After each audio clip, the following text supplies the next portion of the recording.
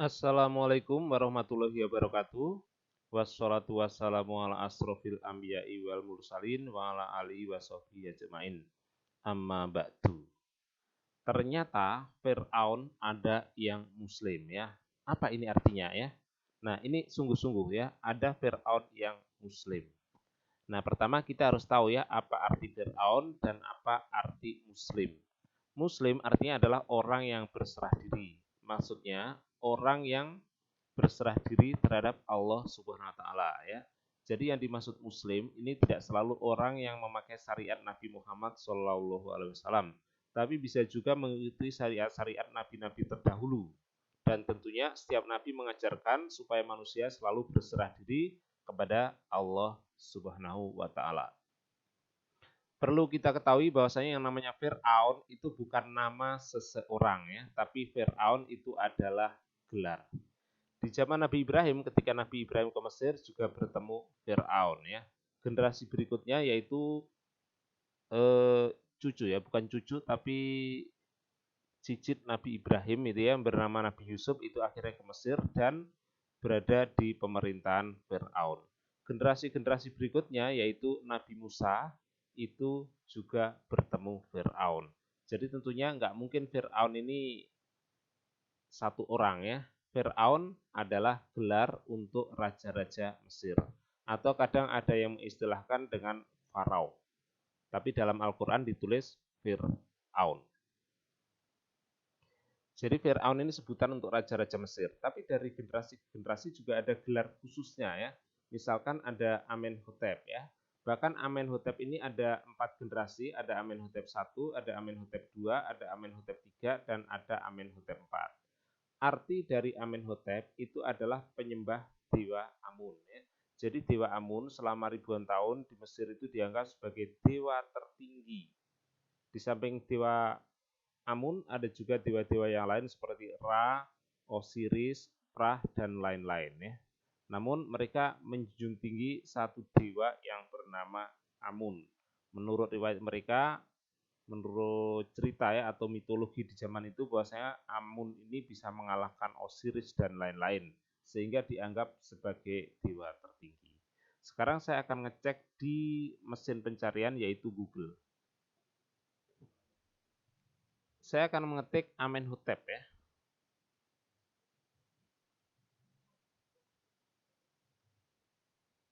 Mulai dari Amenhotep 1 sampai 4 ya itu. Ini Amenhotep 1 ya. Jadi setiap raja-raja Mesir itu biasanya pakaiannya seperti ini, seperti apa ya, ular kobra. Ini wajar ya kalau di Wikipedia langsung dijelaskan Amenhotep 1 dan lain-lain ya gitu. Nah, apa jadinya kalau Amenhotep ini saya ganti Amenhotep 2? Ternyata sama ya, menjelaskan tentang Amenhotep 2 juga ya gitu. Kalau Amenhotep 3,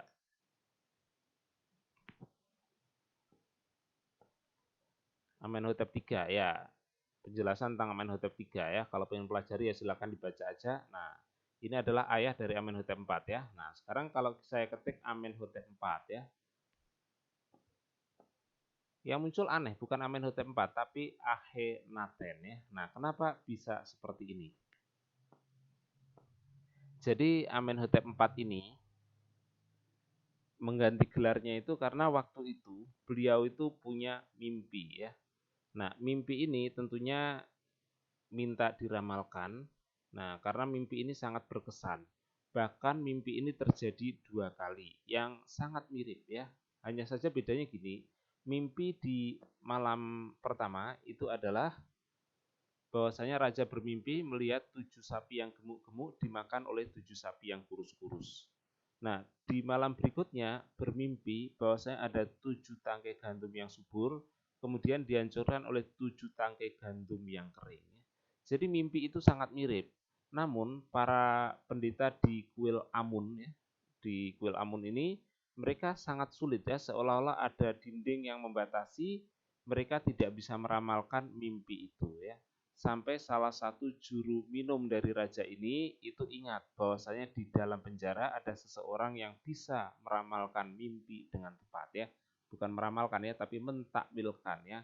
Beliau adalah Nabi Yusuf.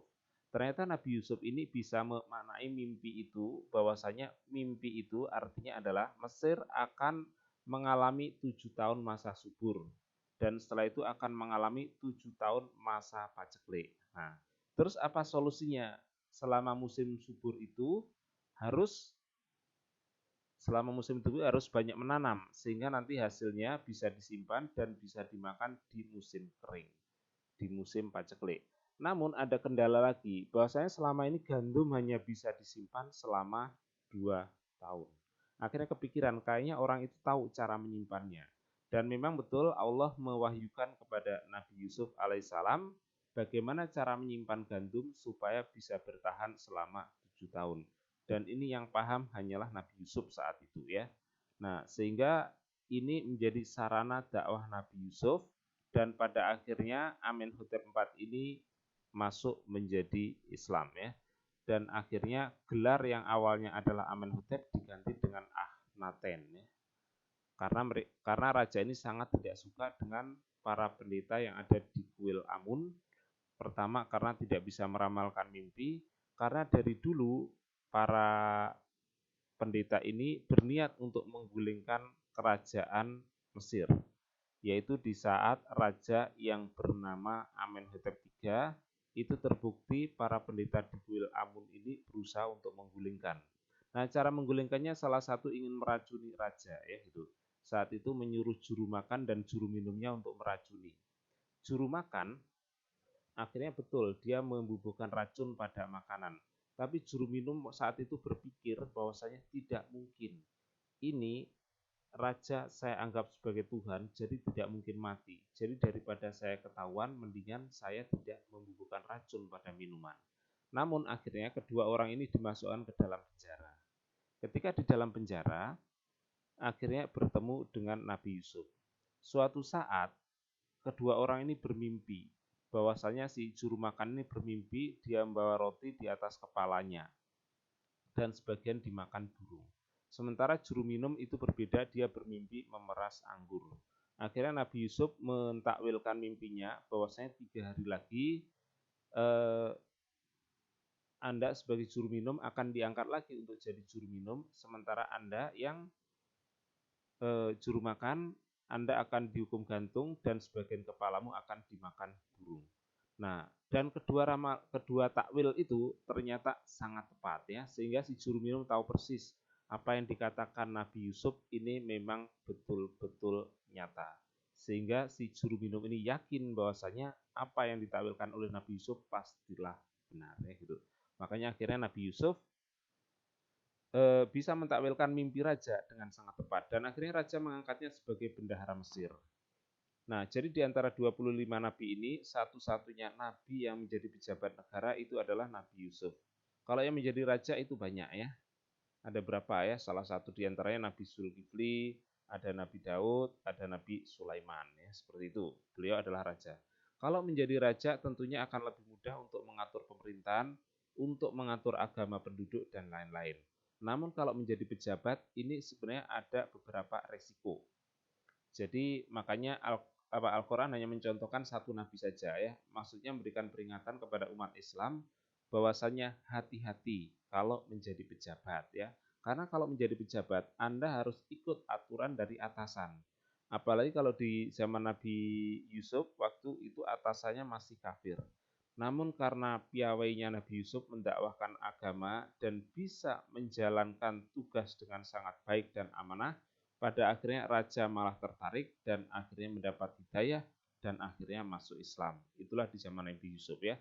Sampai akhirnya Nabi Yusuf pun memindahkan keluarganya termasuk ayahnya dan 11 saudaranya untuk pindah ke Mesir. Dan mereka mendapatkan tempat yang istimewa di mata raja ya itu. Nah, namun dari generasi-generasi setelah Nabi Yusuf tiada, ternyata para raja Fir'aun ini akhirnya keimanannya makin merosot sampai puncaknya di zaman Nabi Musa, yaitu ada Raja Fir'aun yang gelarnya saat itu adalah Mernekta dan ini menganggap dirinya Tuhan ya, sampai Allah pun akhirnya menghukumnya ya. Oke, demikian tadi ya uraian dari saya, semoga bisa dipahami. Wassalamualaikum warahmatullahi wabarakatuh.